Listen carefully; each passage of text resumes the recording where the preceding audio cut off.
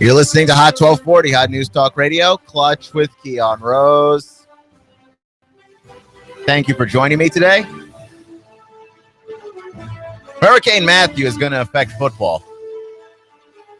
Thusly, Hurricane Matthew, a football story.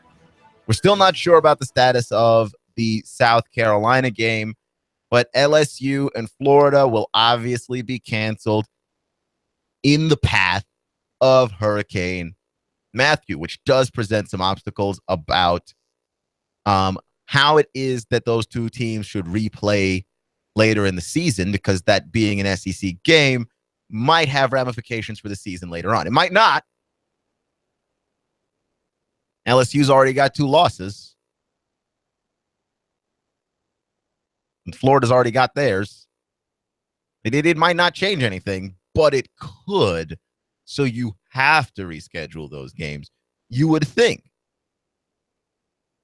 And there's a few ways that you could probably work around it.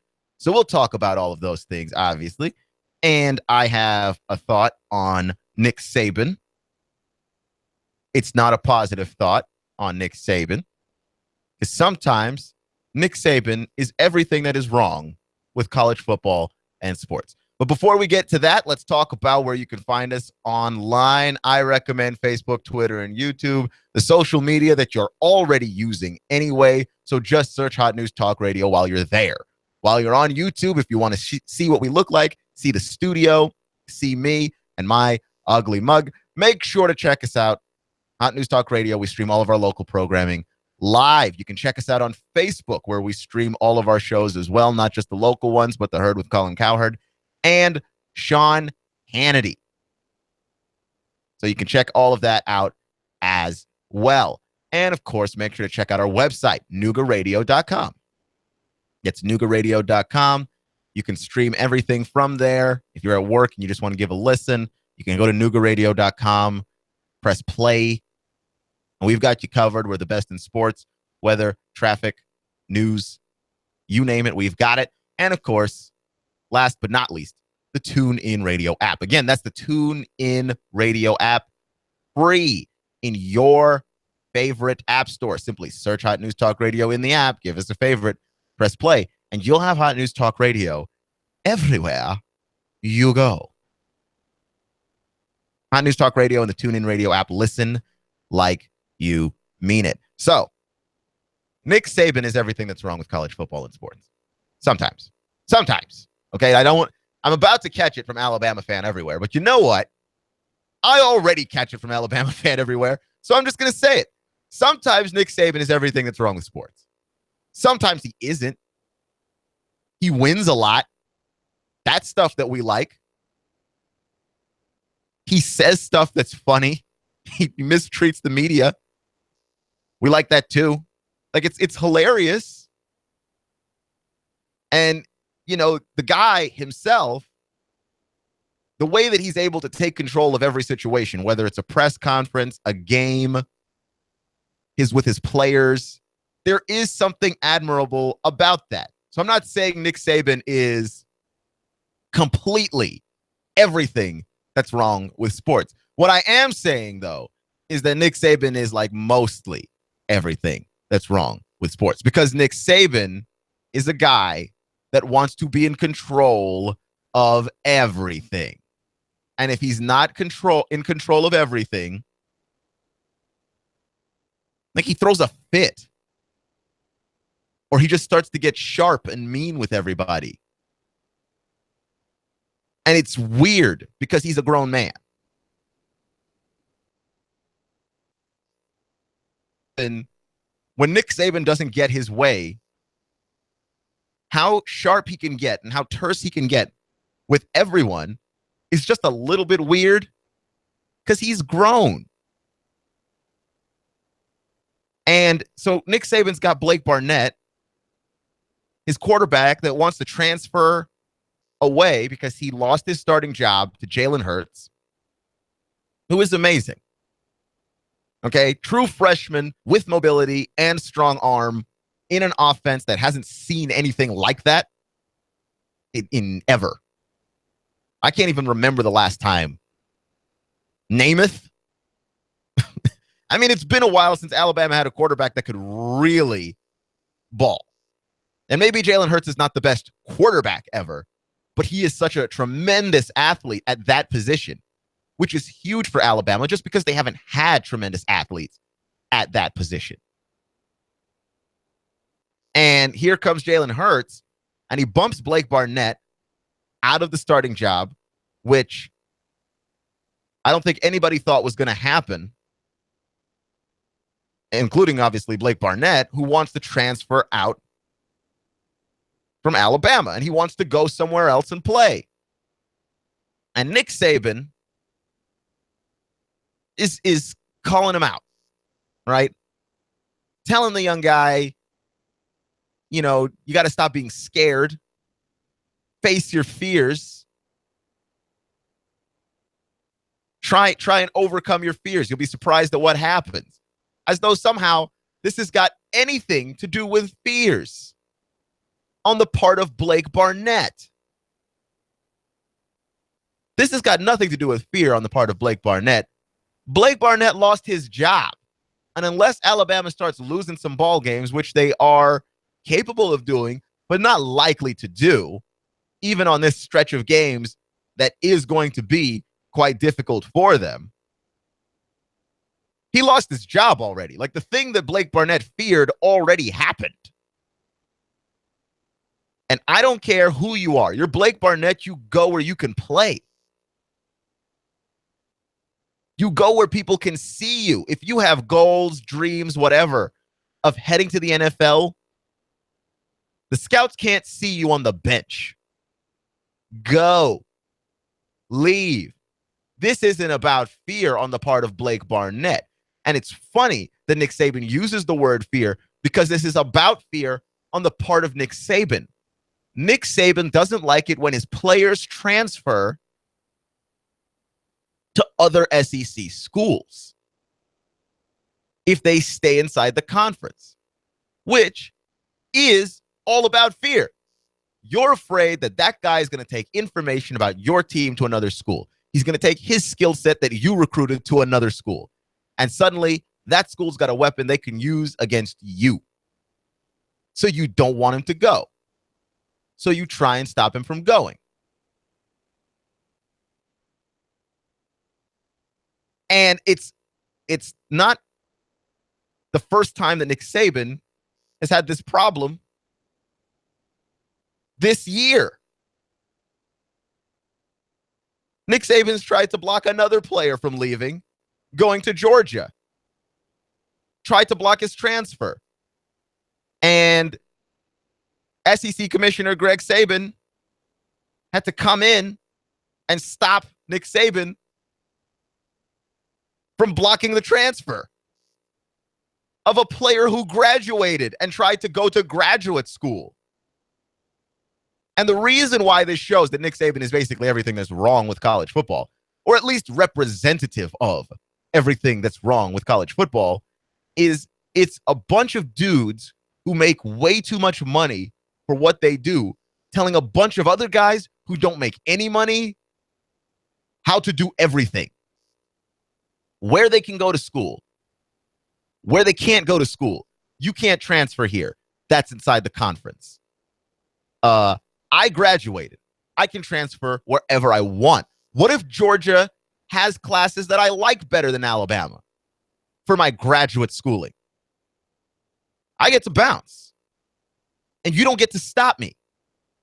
What if I just like Georgia's coach better than you? I should be able to leave. And you don't get to stop me. You know why? Because I'm not your employee. I don't work for you. The coach-player relationship is not an employer-employee relationship, especially at the college level. Nick Saban should not be able to tell any of those guys where they can and can't transfer, despite the obvious conflict of interest that provides. Like, that's not any different than Roger Goodell telling a player that he can suspend that guy, and then that guy also has to appeal to Roger Goodell, whose interest already seems to lie in that player's suspension. This is not any different than that. Blake Barnett does not want to play at Alabama because he can't be the starting quarterback at Alabama, which is why he went when you recruited him. And you weren't the only guy that recruited him. And Blake Barnett remembers this, knows that that's not the only place he can play, and he's going somewhere else. And people are like, well, if Blake Barnett leaves, he'll lose a year of eligibility. First off, Blake Barnett feels like this is a feasible option for him. Losing a year of eligibility is a feasible enough option for Blake Barnett that he's willing to do it. And if he wants to lose his year of eligibility, let him do it. It's not yours, it's his. 1. 2, Blake Barnett actually does not have to lose a year of eligibility, because if Blake Barnett heads down to a junior college by the end of this month, registers for those classes, plays at that school, and then jumps back up, he will not have lost a year of playing eligibility. He would only lose this year that he would have spent on Alabama's bench anyway. Because if you're Blake Barnett, you think you're good enough to play. And there is no reason to sit down and wait behind a freshman. Blake Barnett wants to play.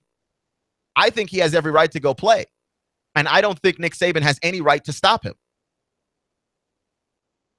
And Nick Saban is out here telling this guy,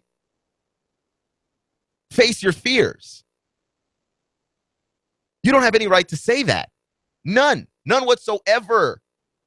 When what you're telling him to do is about assuaging your fears, making you feel safer because he's not transferring inside the conference.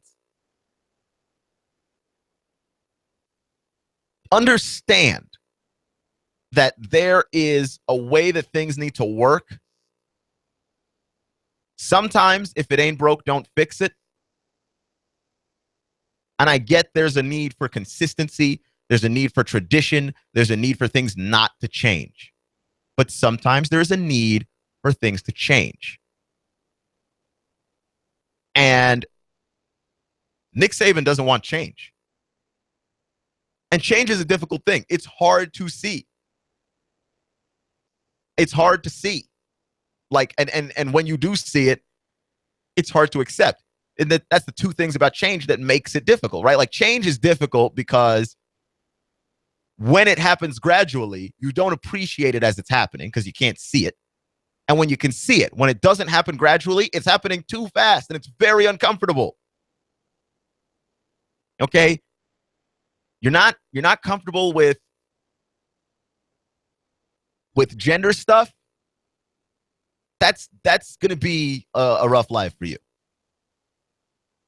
Because it's changing. America's changing. America's changing how it looks at all of this stuff. And you've got to be flexible. I'm not saying accept everything. But be flexible. Be ready to listen. The idea that things need to work the way that they always worked can't make sense on an obvious level. I'm a black guy doing sports radio in Tennessee. If things worked the way that they always worked, I wouldn't be on the air. Things need to change. And that's fine. It is. Things do need to change. But Nick Saban is the kind of guy that does not realize it, does not like change, fights it at every twist and turn, and doesn't see his players' rights as something that needs to change. And college football has to change this because you're already not paying them.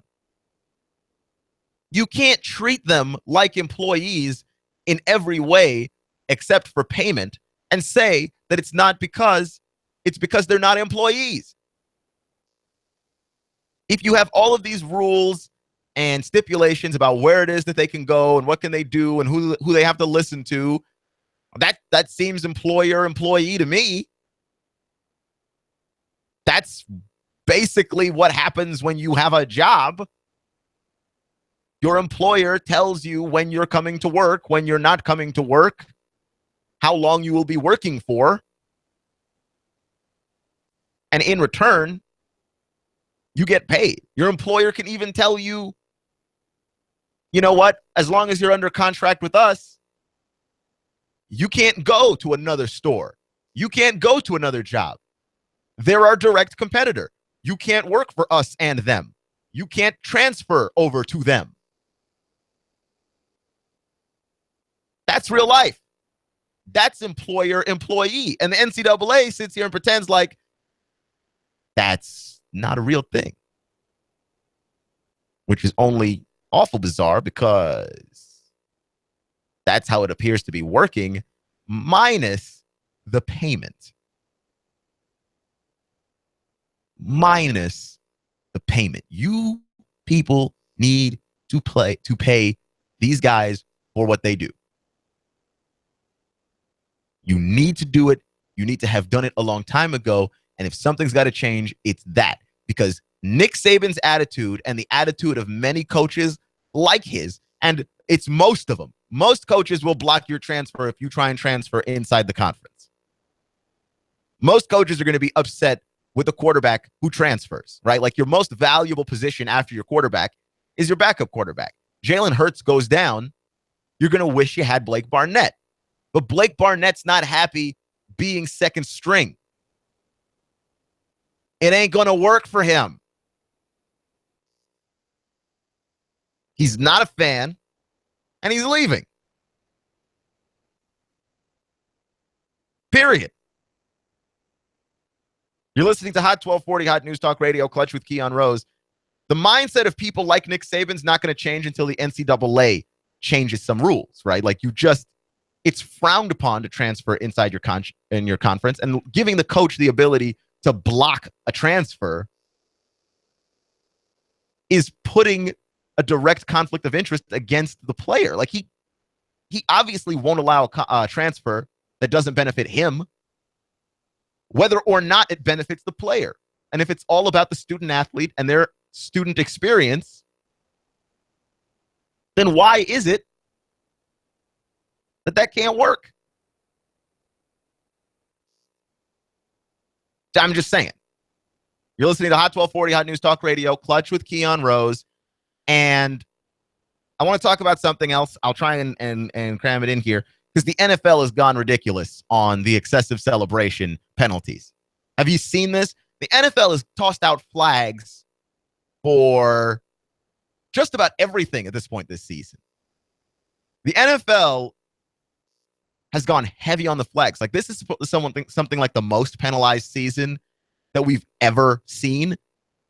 I know for a fact that this is the most excessive celebration penalties I have ever seen. And I think it's ridiculous on a couple of levels, right?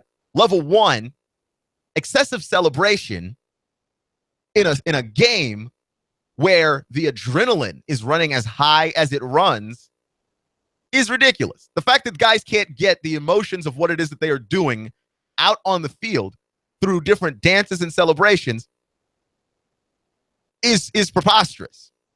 Why can't they do that? They're having fun. They're playing a game.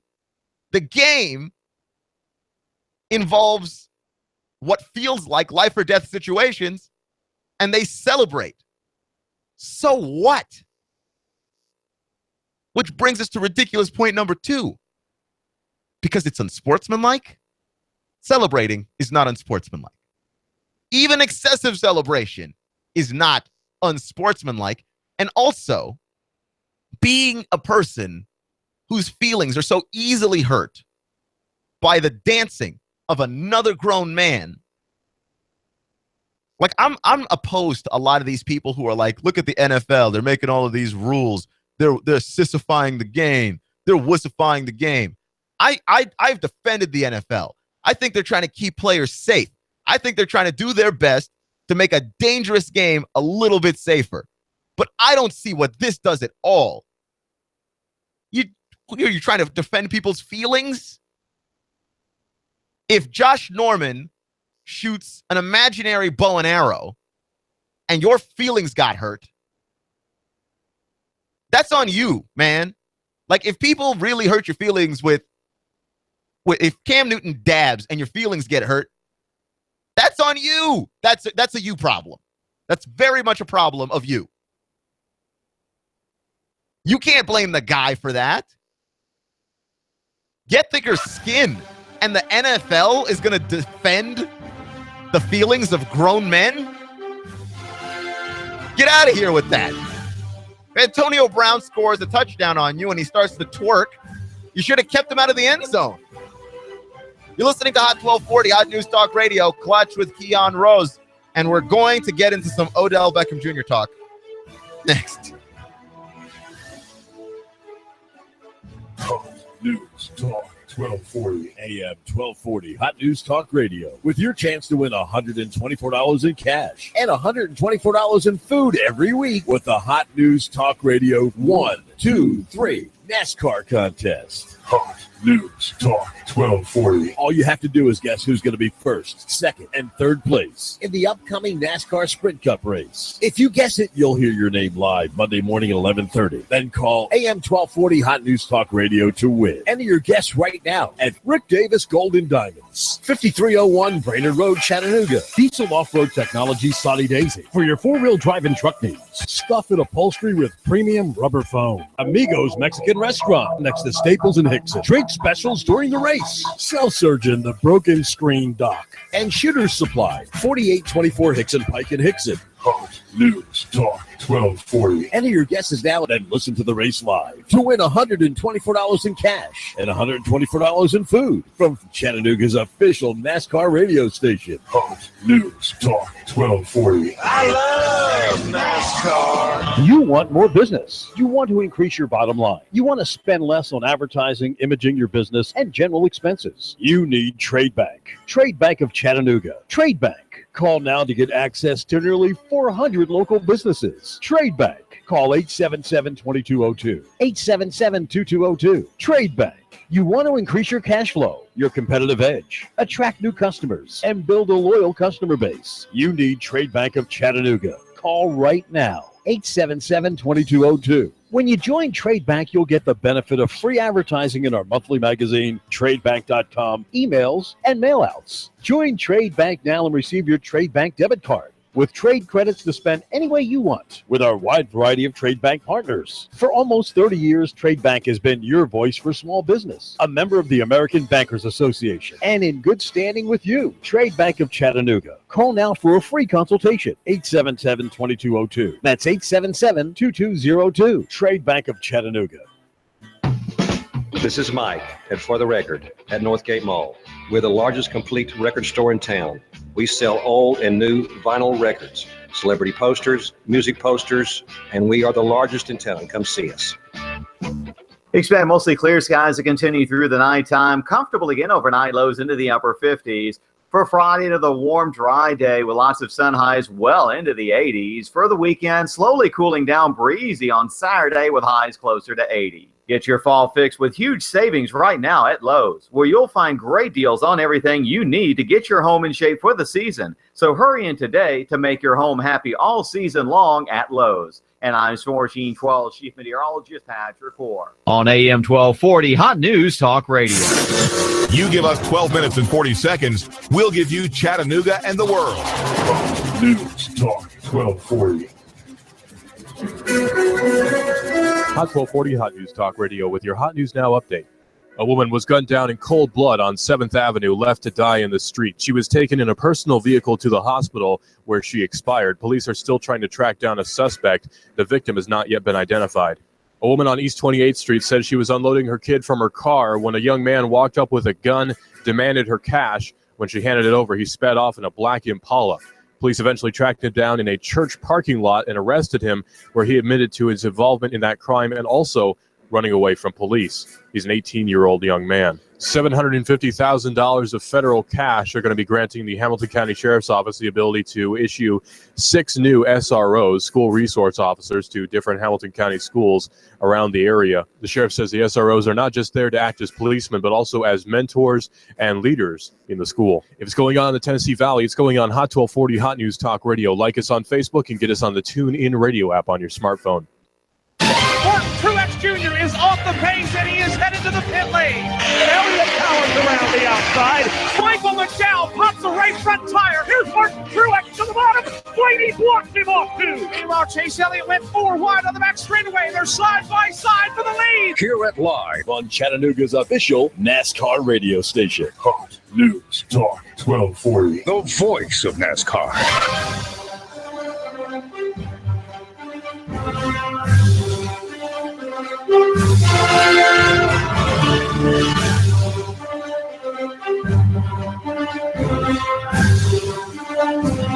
Well, it's Thursday, so as you should know by now, it is roughly time for the Clutch Community Corner, and we're still working on making that happen. My deal here is Odell Beckham Jr., though, because I could talk about this for days. Odell Beckham Jr. on Monday Night Football, which featured the Vikings, who are surprisingly good, and the Giants, who are surprisingly not good. And that's a weird storyline already. Like the Giants were so good for so long that you just got used to the fact that they were a good football team. So then you look at that record of theirs. It's 2-2, and you're like, what? But how? And don't they have Eli? Oh yeah, Eli.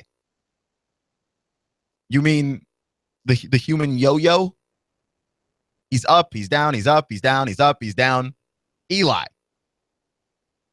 And Eli Manning and Odell Beckham Jr. couldn't get on the same page at all. And Odell Beckham Jr. is frustrated. He is frustrated in a way that is impossible to explain in a lot of ways, because he just looks out of it. And not just out of it in the way that a guy seems lost or it's weird. He seems out of it because he's not finishing routes. Like, he just seems like he doesn't care anymore. Like, if he can't play football the way he wants, well, I'm going to take my ball and go home. He's not finishing routes. He's starting stuff with other players. Like, emotionally fragile is the phrase that comes to mind. Emotionally fragile. Because what's happening to Odell Beckham Jr. is he is a guy that got very popular very quickly. And not out of something he didn't earn, by the way. I mean, he's supremely talented. But he got very popular very quickly. And all of a sudden, he seems unable to get out of his own way. He seems unable to overcome adversity. And as a result, he did the thing that I hate the most.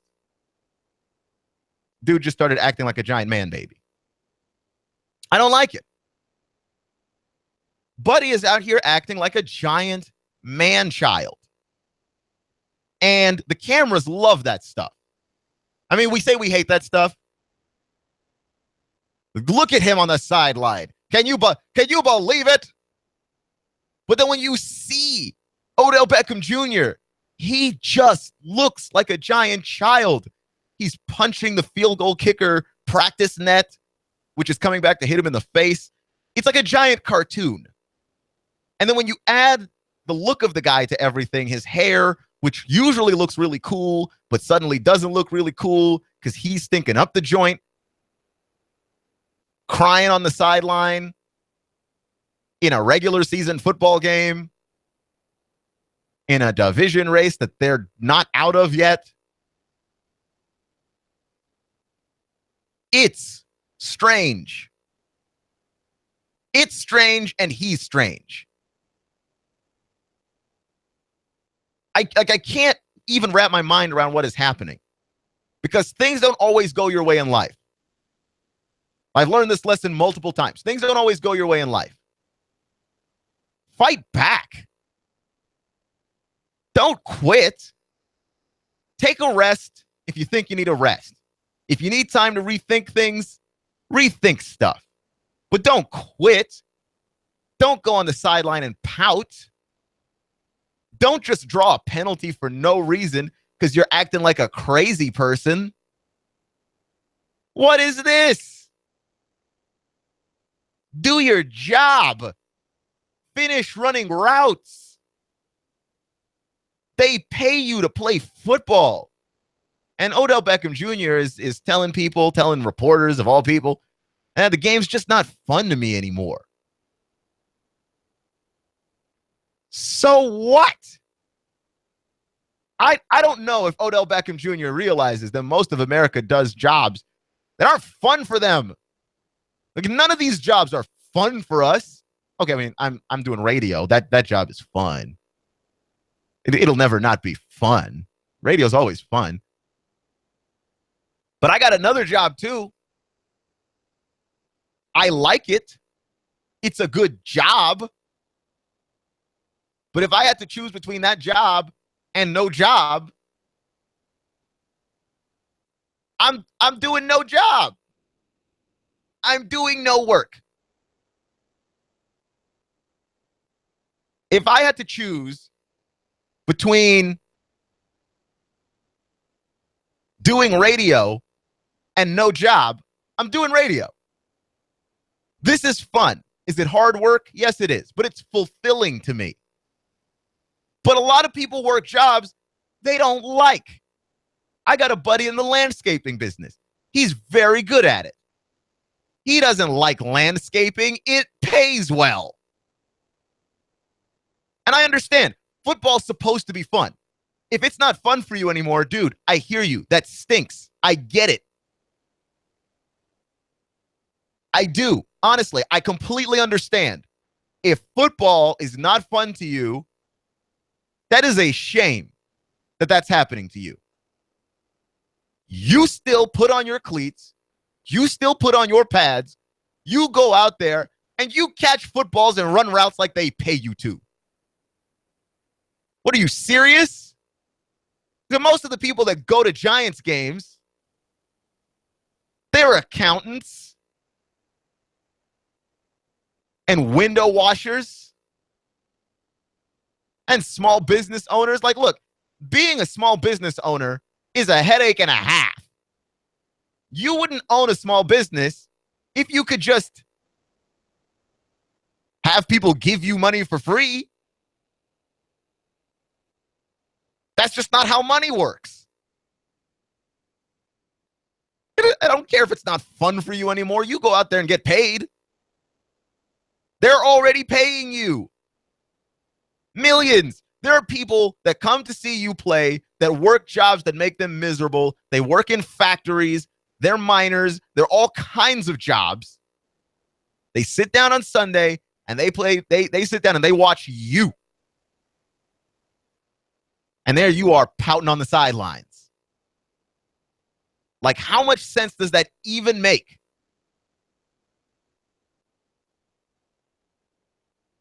When you talk about it, how much sense does that even make?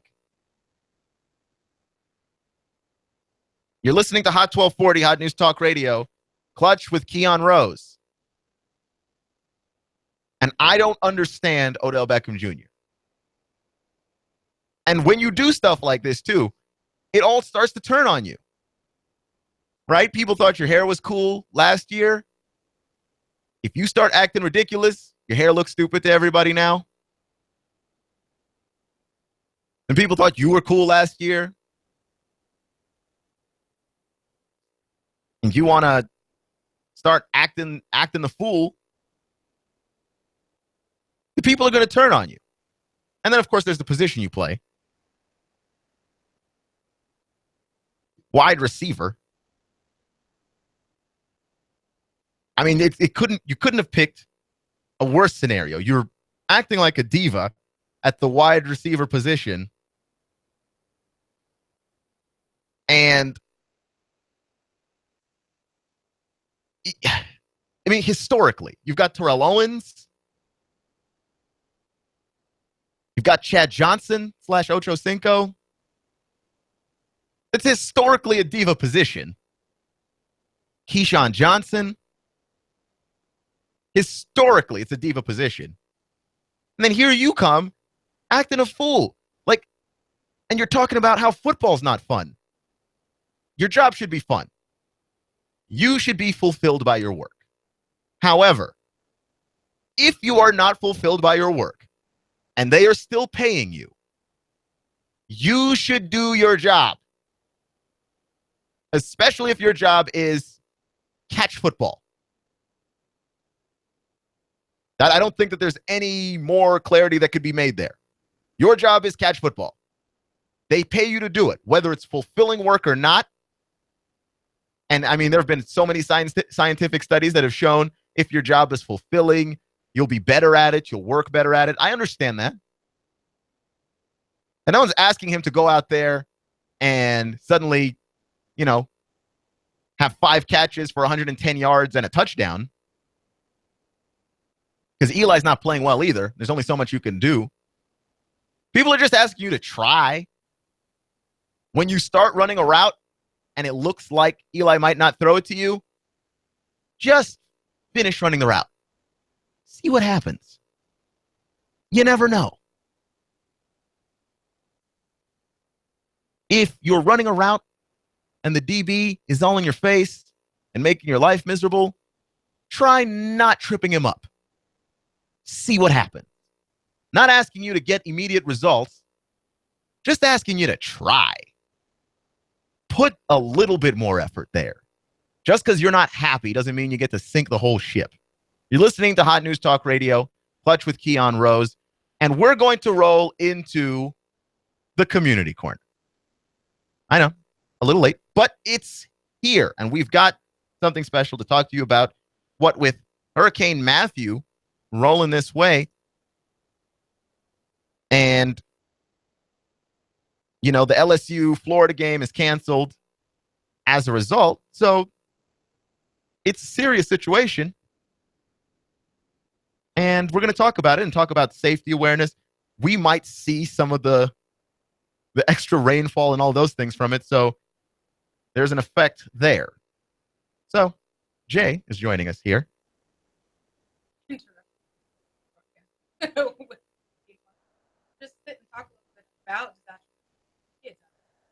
I think it's really important to note because even though we may not be in the coast of Florida or South Carolina or Georgia or any of those places, it is still relevant.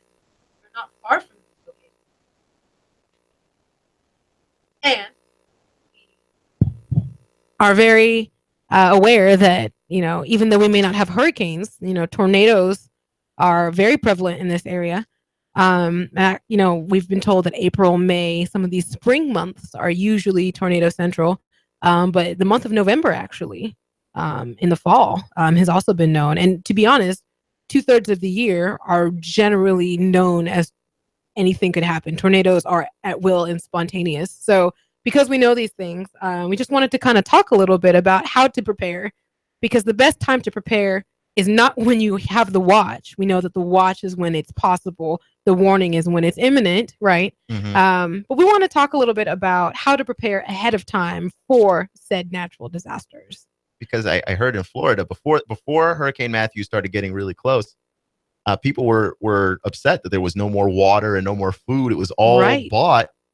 The watch is, like you said, a really, really bad time to start considering buying things. Yeah, absolutely. And especially to those who have kids or work with kids.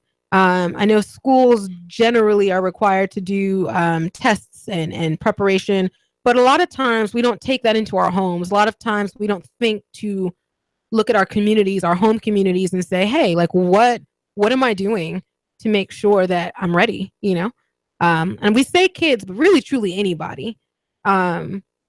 But because, the next month or so, we're kind of looking at child safety and support of youth in our community, I thought I would like to tie that in. So let's jump into this. So like we said, the fall month can also be known as tornado time out here. It is possible.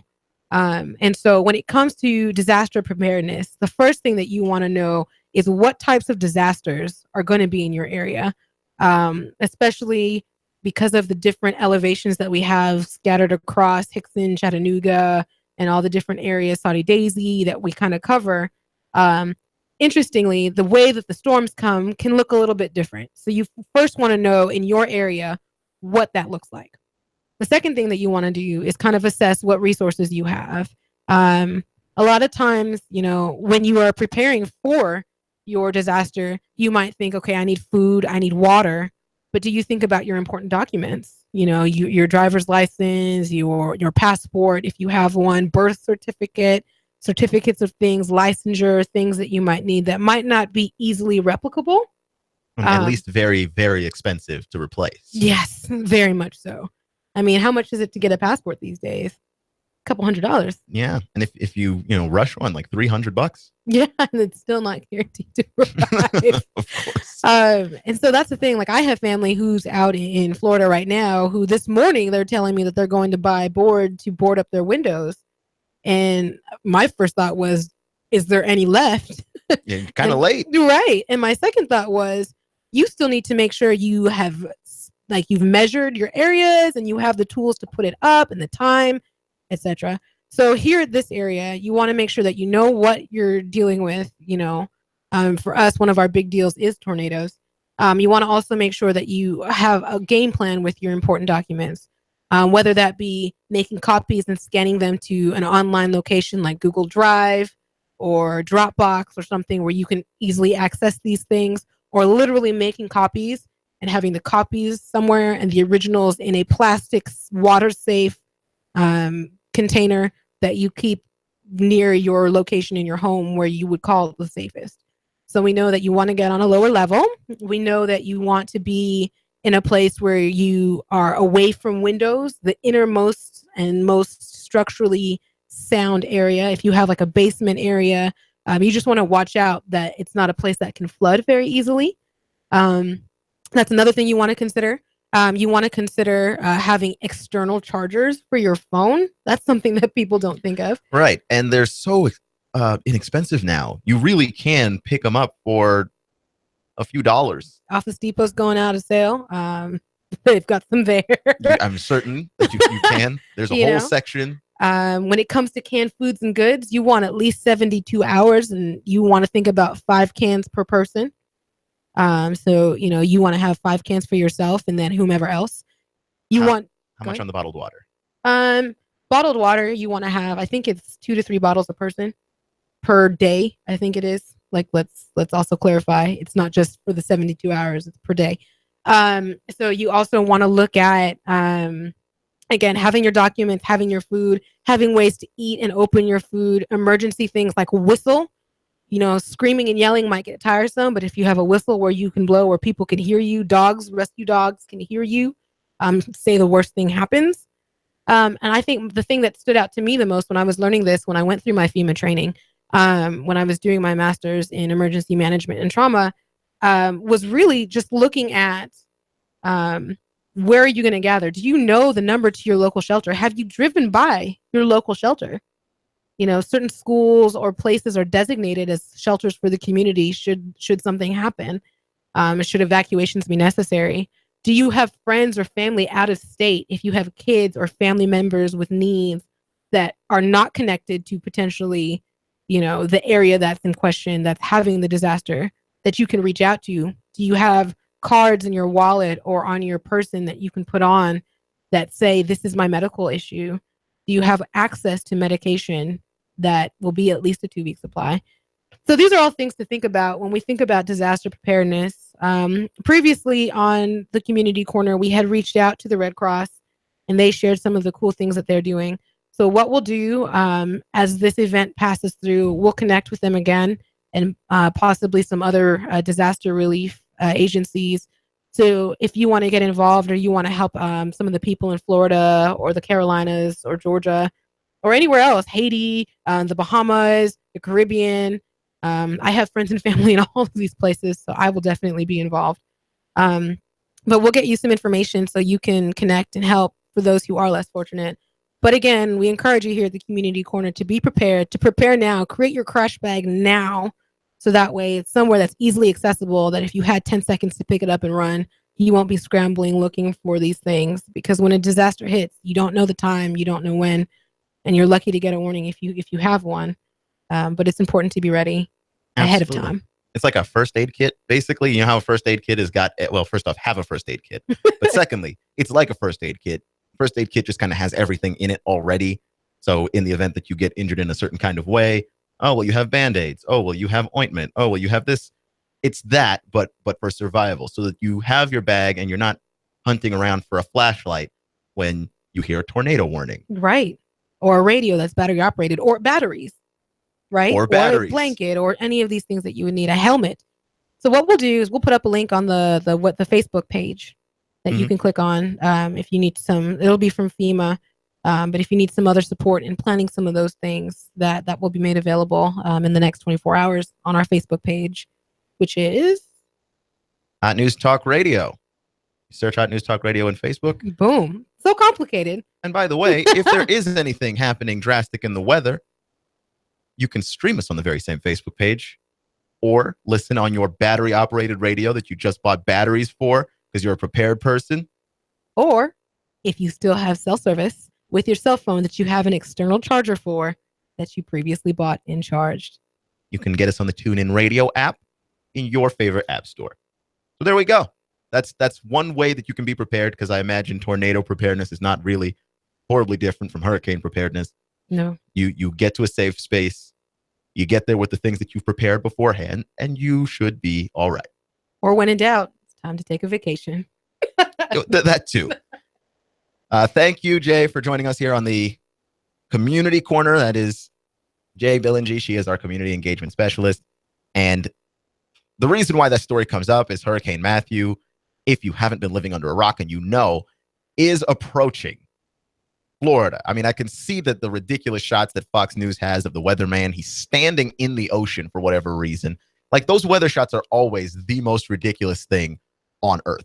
The weatherman is standing in the ocean as the hurricane approaches, as though he couldn't give us this same information from inside a studio. What, is he less credible if he's not in the hurricane?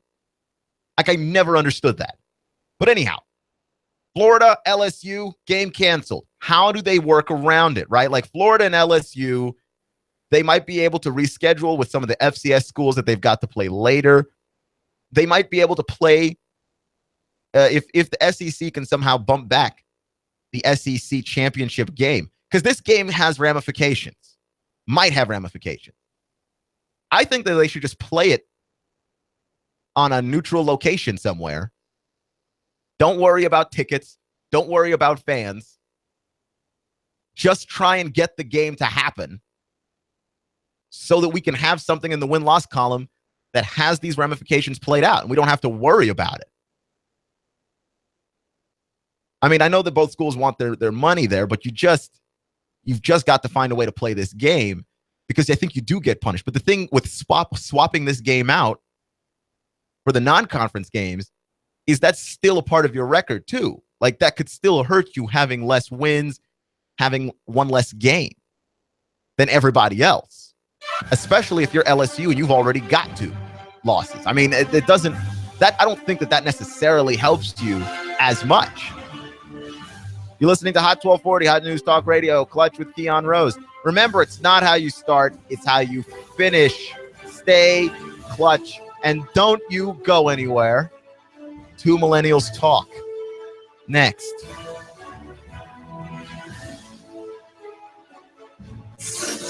You give us 12 minutes and 40 seconds, we'll give you Chattanooga and the